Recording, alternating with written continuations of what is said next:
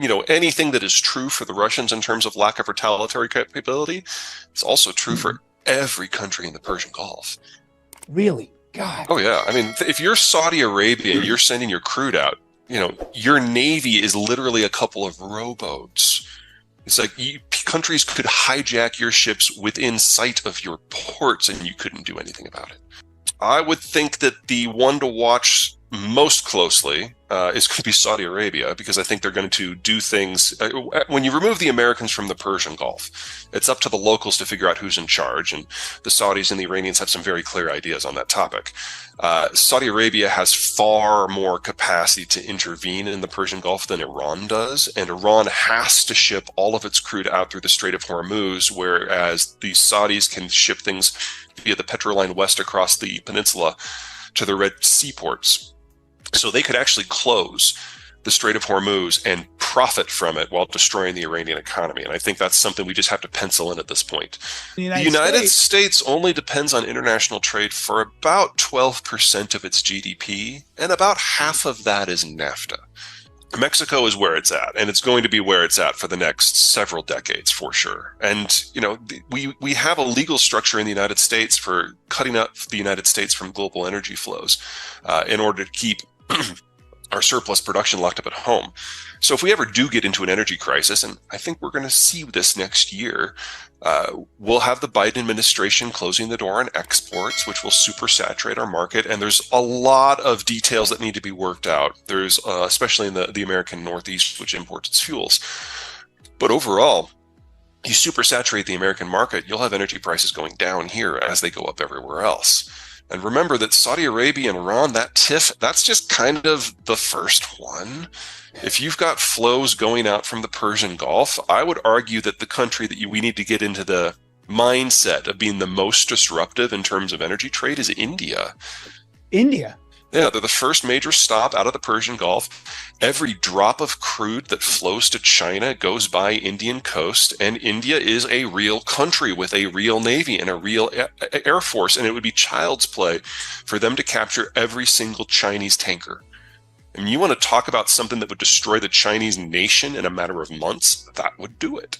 Provocation, but I think we all agree these days that the Chinese are being a bag of dicks, so it really doesn't take that much of a push. I think actually today, so December 13th, the Chinese suspended the app that monitored everybody's movement, which was something that a lot of people who were concerned about privacy and national control thought would never happen, regardless of what happened with COVID. So at least to a degree, the Chinese have been concerned about health.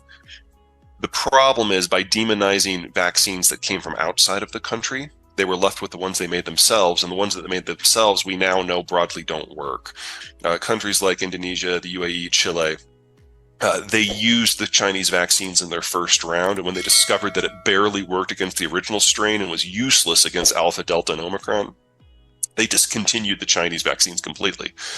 But the Chinese, having spent 2 years talking about how the American vaccines will make you infertile and magnetic, can't go out and push those on their own people. So the Chinese population is broadly, well, they're vaccinated, but they're not vaccinated with something that works. And they have been successful. We're conflating a couple issues here. They're very real, but they're not interconnected. So let's start with the population issue. When countries urbanize, they have fewer kids. Well, China didn't really begin their urbanization program until 1980, which is about the same time that the one-child policy kicked in. So you got the world's most constrictive population growth policy in it at the same time you started the world's most rapid urbanization process.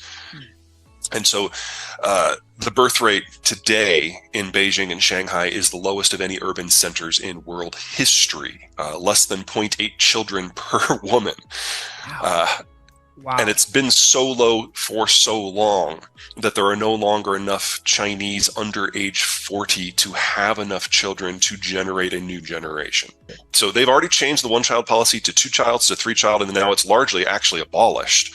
But it was too late, and there are not enough people who could have the kids. And of the people who want kids, they're all living in condos, so there's no space to have a kid.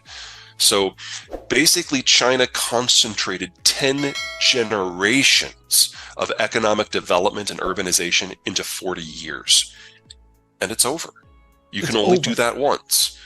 And there's now no longer enough people to have a next generation. So on the demographic numbers alone, China will be gone by 2030. That assumes nothing else goes wrong. The Ukraine war is crisis, and China is the last country in line, so they suck up most of that. China imports 80% of the stuff they need to grow their food, so you have a disruption in agricultural markets or phosphate markets or potash markets. China sucks up the entirety of that. China is dependent upon access to other countries to sell its goods because it no longer has enough young people to buy them itself. So if the Americans decide to close the trade doors, that destroys China too. Everything that has worked well for the world for the last 75 years has benefited China. But none of it has been because of something China did. China was just fortunate to develop in that specific environment. And now it's ended. For a number of countries, that is going to be seen as a viable option, but it's not one for China. Because if they go to the southwest, they hit the Himalayas and they stop. If they go south, they hit Vietnam, jungle mountains. And the last time the Chinese tried to go into Vietnam in 79, they were treated to the same warm welcome that the Americans were. The Vietnamese don't mess around. Yeah. Yeah. They can't go out. They hit the first island chain, and they don't have the naval power to punch through it. If they go north, the Russians have been very clear, going back to Yeltsin, that we won't meet you with men in tanks. We're just going to nuke you. There's nowhere to go. God. And their problem ultimately isn't really about resources. It's about population and market access. Because they can't control the high seas. They do have a lot of vessels, but most are very small with very limited range. No, this is great. This is a great question because it comes up a lot. I love it. Okay, so when the Ukraine war started and the sanctions kicked in, especially the financial sanctions, and the Russians lost all their euro, gold, and dollars that were stationed abroad, they then bought nearly $500 billion of yuan assets and were like thumbing their nose to the United States. See, we got other options. And then the day came that they needed to cash in some of those yuan assets to do things, and the Chinese like, no, that's all right. We don't want them back. And the Chinese discovered that they just lost $500 billion. So the Russians are just quietly now going back to euros and dollars on the black market because it's more reliable than dealing with the Chinese. Jeez. Well, if you're Putin, you're probably not getting a lot of sleep these days. A lot of things have gone wrong. Yeah. Let me start by saying that this war is nowhere near over. It's not. The Russians have not fully mobilized. The first phases of the war, they only had 100,000 troops in theater.